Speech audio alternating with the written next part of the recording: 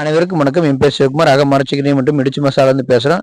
இன்றைக்கி பார்த்தீங்கன்னா எங்கள் தோட்டத்தில் ஒரு பலாமரம் இருக்குது. அந்த பலாமரம் பார்த்தீங்கன்னா நாட்டு பலாமரம். நாங்கள் வாங்கி வச்சு 9 வருஷம் ஆச்சு. ரெண்டு வருஷமாக காய்ச்சிக்கிட்டு இருக்குது. போன வருஷம் பார்த்தீங்கன்னா 2 காய் தான் காய்ச்சுது. இந்த வருஷம் பார்த்தீங்கன்னா ஒரு 6-7 காய் காய்ச்சிருக்குது. 6-8 காய் காய்ச்சிருக்குது. இப்போ பார்த்தீங்கன்னா ஒரே குலையில் 3 காய் இருக்குது. முதல்ல பெரிய காம்பு, அதுலேருந்து 3 காம்பு பிரிஞ்சு 3 காயாக இருக்குது. இந்த பழத்தை எப்படி பழுத்ததுன்னு கண்டுபிடிக்கிறதுக்கு நிறைய பேர் நிறைய ஐடியா சொன்னாங்க. ஒருத்தர் காம்பு கட்ட இலை காய்ஞ்சிருக்கோன்னு அப்படின்னு சொன்னாங்க. இப்போ சில பேர் பார்த்தீங்கன்னா இந்த காம்பு இருக்கிறது பூராமே முள் பார்த்தீங்கன்னா விரிஞ்சிருக்கணும் அப்படின்னாங்க. கொஞ்சம் கலர் சேஞ்ச் ஆயிருக்கணும் அப்படின்னாங்க. ஸோ இந்த முள் நல்லா விரிஞ்சிருக்குதுன்னு நினைக்கிறேன். உள்ளே பார்த்தீங்கன்னா உள்ள கருப்பு கலர் கோடுலாம் இருக்குது. ஸோ இந்த கோடுனால பார்த்தீங்கன்னா கன்ஃபார்ம் பண்ணிக்கலாம் அப்படின்னு சொன்னாங்க. ஸோ அதனால இன்னைக்கு நம்ம இதை வெட்டி பார்க்க போகிறோம். வெட்டினா தான் தெரியும் நம்ம, ஏன்னா நம்ம ரொம்ப புதுசு பலாமரத்துக்கு. ஸோ இது அடுத்த கோலையில் இருக்கிற பலாமரம். இதுவே ரொம்ப முத்தி இருக்குது. இது பார்த்தீங்கன்னா இதைத்தான் இன்னைக்கு வெட்ட போகிறோம்.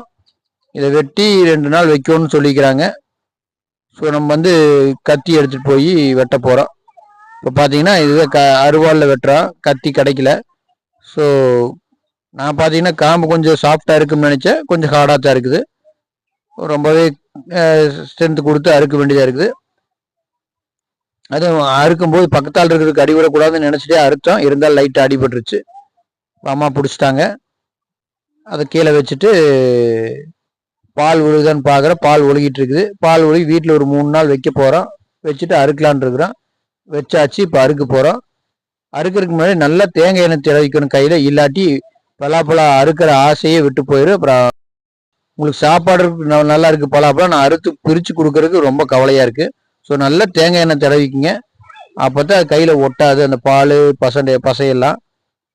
ஸோ இப்போ நீளமான பழங்காட்டி நம்ம சென்டராக வெட்ட போகிறோம்.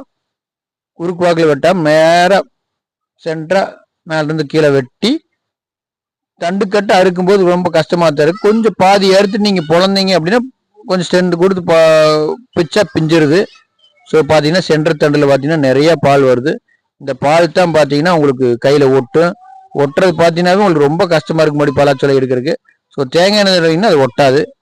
பலாச்சோலை பார்த்தீங்கன்னா மஞ்சள் கலர் இருக்குது. இருந்தாலும் இன்னும் 2 நாள் இருந்திருக்கும்னு நினைக்கிறோம். பரவாயில்ல, ஆனால் டேஸ்ட் நல்லா தான் இருந்துச்சு. இப்போ அந்த பால் போகிறதுக்கு சைட்லேயே அந்த பலாக்காயே பிச்சு தொடச்சிங்கன்னா போயிடுது. சில பேர் பேப்பர் தேய்க்க சொன்னாங்க. பட் பேப்பரில் பார்த்தீங்கன்னா அது கெமிக்கலைஸ்டு பேப்பர் ப்ராசஸிங் பண்ணுற நிறைய கெமிக்கலோட தான் ப்ராசஸ் பண்ணுவாங்க. ஸோ அதனால் நீங்கள் அந்த இதையே வச்சு நீங்கள் தொடச்சிங்கன்னா நல்லா போயிடுது. இப்போ பாருங்க கையில் ஒட்டுது. ஆனால் ஒட்டுனாலும் தேங்காய் எண்ணெய் தேய்க்கிறதுனால ஒட்டாதுங்க. நல்லா ஈஸியாக கையிலேருந்து துணி வச்சு தொடச்சாவே போயிடும். ஸோ இப்போது அந்த தண்டு கட்டு இது பண்ணியாச்சு. இப்போ மறுபடியும் அந்த தண்டை மட்டும் நம்ம தண்டை மட்டும் லைட்டாக கட் பண்ணி சென்டராக கட் பண்ணி நம்ம பிரித்து எடுக்கணுங்க. கொஞ்சம் நேரம் ஆகும். பலாச்சோலை ஒன்று சாப்பிட்டு பார்த்துங்க. டேஸ்ட் நல்லா இருக்குது. இருந்தாலும் இன்னும் 1 நாள் இருந்திருந்தால் இன்னும் கொஞ்சம் நல்லா பழுத்திருக்கும் போல். ஸோ நம்மளுக்கு புதுசுங்காட்டி தெரியல. ஸோ இப்போ பார்த்தீங்கன்னா இப்போ அடுத்தது பலாச்சோலை ஒன்று மேலே இருந்துச்சு, அதை எடுக்கிறேன். எடுத்துட்டு ஒவ்வொரு சைடாக அந்த சென்ட்ரல் இருக்கிற தண்டை மட்டும் கட் பண்ணணுங்க. தண்டை கட் பண்ணால் அப்புறம் 2 பிறந்தலான்னு சொன்னாங்க. ஸோ இப்போ தண்டை கட் பண்ண போகிறோம். தண்டை கட் பண்ணியாச்சு. அப்புறம் மேலே இருந்த தண்டில் இருக்கிறது எல்லாத்தையும் எடுத்து கொஞ்சம் விரிச்சு பிடிச்சோம்னா சோலை வெளியே வந்துடுங்க. சூப்பராக இருந்துச்சுங்க. பாருங்கள், இந்த மாதிரி தான் வெட்டணும். இது எங்களுக்கு தெரிஞ்ச அனுபவம். நன்றி, வணக்கம்.